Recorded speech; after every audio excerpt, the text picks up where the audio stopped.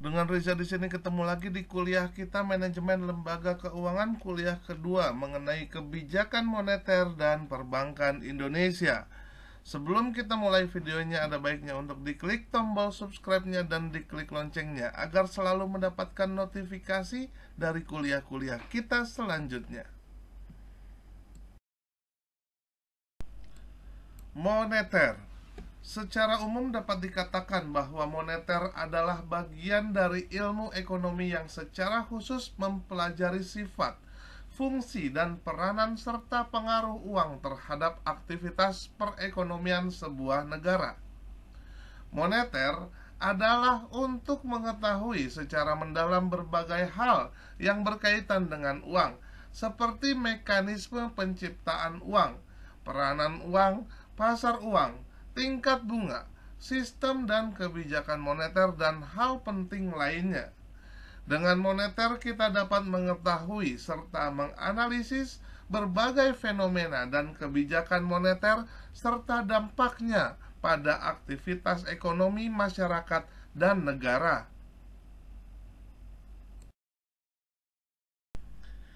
Definisi kebijakan moneter adalah peraturan dan ketentuan yang dikeluarkan oleh otoritas moneter untuk mengontrol uang yang beredar, inflasi, dan untuk memelihara stabilitas ekonomi suatu negara.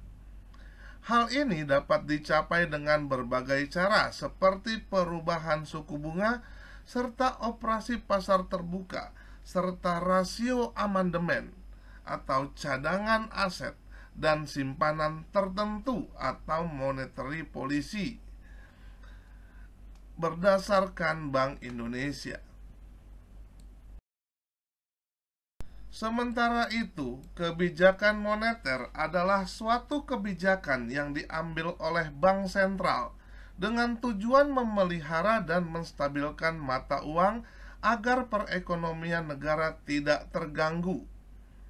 Kebijakan moneter dapat dilakukan dengan mengambil tindakan pengendalian jumlah uang yang beredar di masyarakat dan penetapan suku bunga.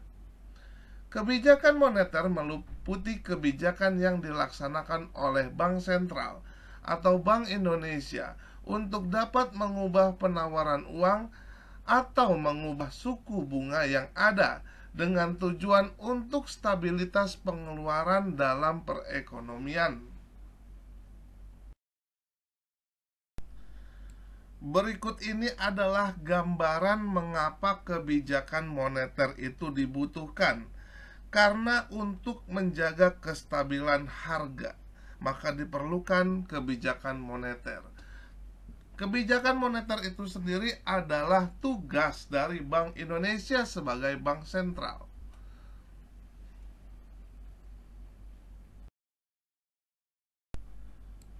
Tujuan kebijakan moneter. Tujuan pokok kebijakan moneter yang merupakan tujuan tunggal Bank Indonesia sebagai pemegang otoritas moneter berdasarkan Undang-Undang Nomor 23 Tahun 1999 sebagaimana telah diubah dengan Undang-Undang Nomor 3 Tahun 2004 adalah untuk mencapai dan memelihara kestabilan rupiah.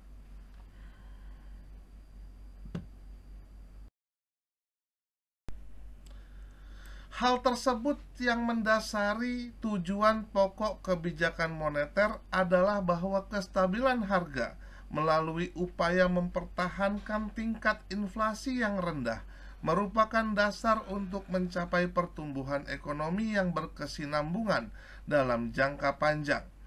Kestabilan ini memiliki dua aspek. Pertama, kestabilan nilai rupiah terhadap barang dan jasa. Kedua adalah kestabilan nilai rupiah terhadap mata uang negara lain. Nah, sasaran kebijakan moneter hanya pada satu fokus, yaitu stabilitas harga. Fokus kebijakan moneter tujuannya adalah untuk mensejahterakan rakyat dengan cara menaikkan perekonomian Indonesia dengan meminimalisirkan pengangguran serta mengatur mata uang dalam suatu negara. Tetapi tidak selalu terpaku pada satu tujuan, karena tujuan kebijakan moneter tidak statis, namun bersifat dinamis, karena selalu disesuaikan dengan kebutuhan perekonomian suatu negara, seperti inflasi, nilai tukar mata uang, dan memperbaiki neraca perdagangan kerja masyarakat. Maksud dari inflasi di sini adalah kebijakan moneter dapat menargetkan tingkat inflasi. Tingkat inflasi yang rendah dianggap sehat bagi perekonomian sebuah negara. Namun jika inflasi sudah sangat tinggi, kebijakan moneter diharapkan dapat mengatasi masalah ini. Yang kedua, nilai tukar mata uang. Dengan menggunakan otoritas fiskal, bank sentral dapat mengatur nilai tukar antara mata uang domestik dengan asing. Sebagai contoh, Bank Indonesia dapat meningkatkan jumlah uang yang beredar dengan mengeluarkan lebih banyak uang cetak. Dalam kasus seperti itu, mata uang negara tersebut menjadi lebih murah dibandingkan dengan mata uang negara lainnya. Yang ketiga, memperbaiki neraca perdagangan kerja masyarakat, yaitu meningkatkan ekspor dan mengurangi impor dari luar negeri yang masuk ke dalam negeri atau sebaliknya. Dengan cara ini, maka persaingan produk dalam negeri akan bersaing dan pastinya akan mempunyai kualitas sehingga dapat diekspor ke luar negeri.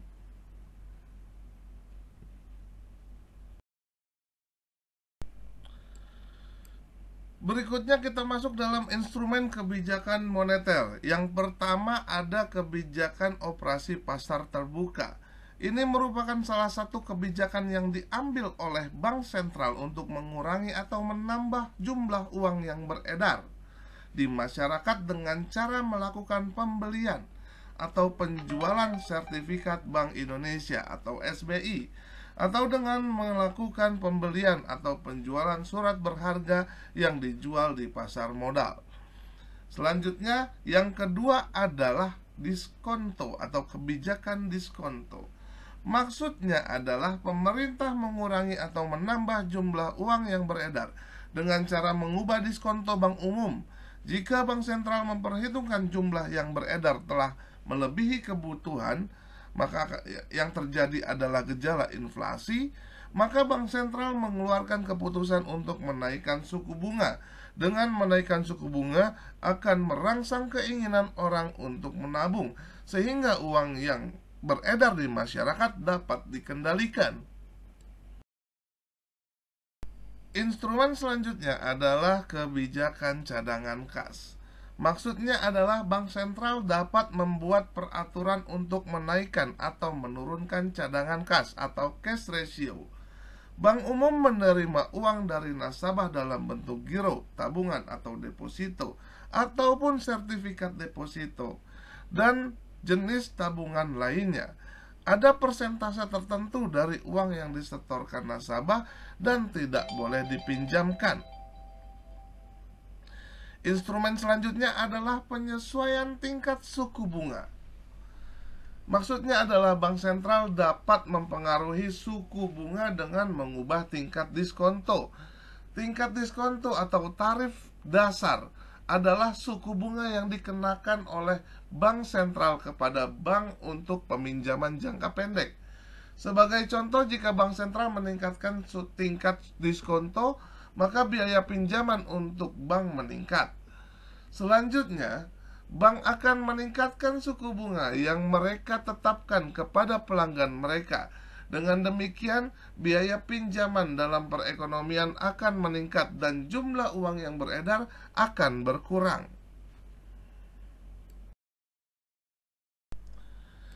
Perkembangan kebijakan moneter.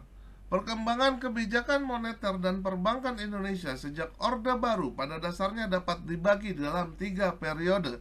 Yang pertama adalah periode stabilisasi dan rehabilitasi ekonomi, Yang kedua, ada periode pada saat ekonomi ditunjang oleh pendapatan sektor minyak.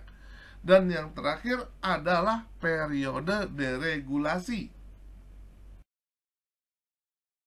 Kita masuk dalam periode yang pertama, yaitu periode stabilisasi dan rehabilitasi ekonomi. Sejak 1966, pemerintah melakukan program stabilisasi dan rehabilitasi ekonomi, antara lain berupa usaha yang berkaitan dengan hal-hal sebagai berikut. Yang pertama, pengendalian laju inflasi ke tingkat yang lebih aman. Yang kedua adalah peningkatan kegiatan ekspor. Dan yang terakhir adalah pencukupan sandang. Dalam periode ini, pemerintah mengambil dua kebijakan pokok, yaitu mengubah kebijakan anggaran defisit menjadi anggaran berimbang dan menjalankan kebijakan kredit yang sangat ketat dan kualitatif. Kebijakan perkreditan yang ketat dan kualitatif saat itu dilakukan dengan cara berikut ini. Yang pertama, menetapkan tingkat suku bunga kredit yang berlaku bagi bank-bank pemerintah. Yang kedua, mengharuskan bank untuk membatasi penyaluran kreditnya hanya bagi sektor usaha yang penting-penting saja. Yang ketiga, menghilangkan perbedaan perlakuan terhadap BUMN dan perusahaan swasta. Dan terakhir, yaitu menerbitkan tata cara pemberian kredit oleh perbankan. Di samping itu, dalam rangka meningkatkan mobilisasi dana masyarakat sebagai sumber pembiayaan pembangunan sekaligus untuk mengurangi laju pertumbuhan uang yang beredar, maka dengan Impres nomor 28 tahun 1968 ditetapkan beberapa ketentuan yang diharapkan dapat merangsang masyarakat menyimpan uang pada bank dalam bentuk deposito dengan cara pertama, menawarkan tingkat suku bunga deposito yang tinggi. Yang kedua, bebas pengusutan asal-usul uang yang didepositokan. Yang ketiga, jaminan pengendalian atas simpanan oleh Bank Indonesia. Yang keempat, pembebasan pajak hasil bunga. Dan yang kelima, pengetatan rahasia bank terhadap pemilik deposito. Selanjutnya kita masuk ke dalam periode saat ekonomi ditunjang pendapatan sektor migas. Kredit likuiditas Bank Indonesia dalam jumlah besar ini merupakan akibat besarnya penerimaan negara dari ekspor minyak pada pertengahan dekade 1970-an. Keadaan ini mengakibatkan tingginya tingkat inflasi. Kebijakan moneter yang ditempuh pemerintah pada periode boom minyak, yaitu besarnya penerimaan yang berasal dari penghasilan minyak ini, antara lain yaitu penetapan pagu kredit atau credit ceiling dan aktiva lainnya. Yang kedua, menaikkan suku bunga kredit bank-bank pemerintah. Yang ketiga, menaikkan suku bunga yang berjangka pada 18 bulan dan 24 bulan dan tingkat bunga tabanas, serta menaikkan persentase cadangan likuiditas wajib. Selanjutnya kita masuk ke dalam periode deregulasi. Dalam periode ini perekonomian Indonesia mengalami resesi pada dekade 1980-an sebagai dampak resesi dunia. Produk domestik bruto turun drastis dan raca pembayaran sangat buruk. Di sektor moneter, keuangan dan perbankan, pemerintah mengeluarkan beberapa paket kebijakan yang pada dasarnya merupakan paket-paket deregulasi. Masih dalam periode deregulasi, paket kebijakan pemerintah di bidang moneter yang pertama adalah paket kebijakan 1 Juni 1983 atau lebih dikenal dengan Pak Jun 83, yaitu perbankan bebas menghimpun dana publik dan menyalurkan kredit dengan menentukan suku bunga sesuai dengan kemampuan. Selanjutnya ada paket kebijakan 27 Oktober 1988 atau Pakto 88, yaitu mempermudah pendirian bank swasta serta memperlonggar kewajiban likuiditas minimum dari 15% menjadi 2%. Selanjutnya ada paket kebijakan 25 Maret 1989 atau Pakmar 89, yaitu pelengkap dan penjelas Pakto 88 yang mengatur ketentuan merger dan konsolidasi bank.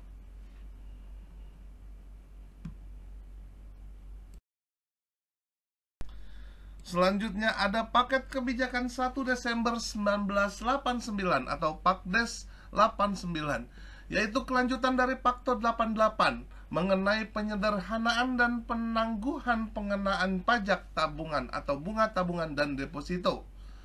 Selanjutnya ada paket kebijakan 29 Januari 1990 atau Pakjan 90, yaitu mendorong peran intermediasi perbankan dan mengarungi peran kredit likuiditas Bank Indonesia.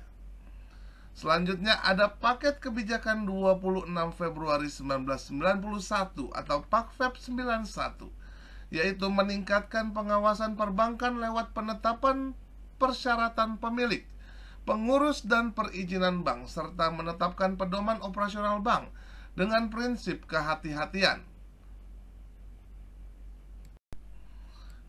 Dan paket kebijakan pemerintah di bidang moneter yang terakhir dari periode deregulasi, yaitu paket kebijakan 29 Mei 1983 atau Pakmei 93, yaitu untuk mendorong penyaluran kredit dengan melonggarkan ketentuan batas modal minimum.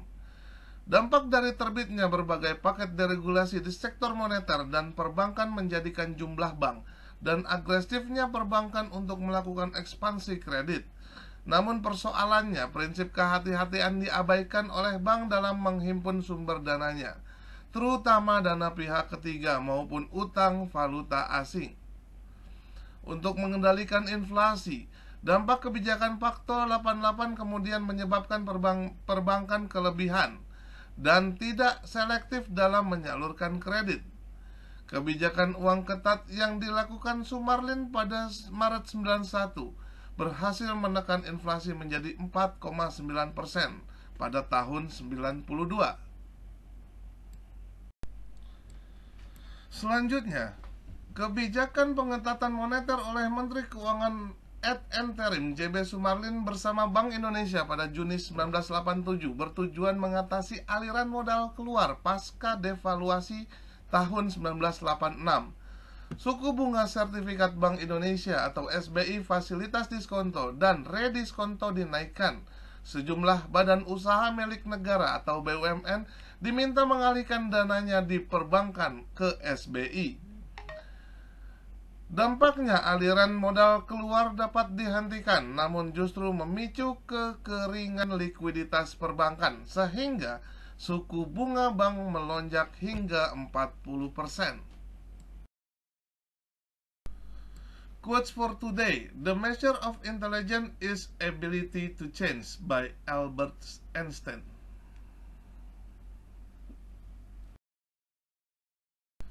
Sekian kuliah kita pada hari ini, semoga bermanfaat buat kita semua. Keep your spirit to learn more. Please like, share, and comment. Dan jangan lupa untuk diklik tombol subscribe-nya dan diklik loncengnya agar selalu mendapatkan notifikasi dari kuliah-kuliah kita selanjutnya.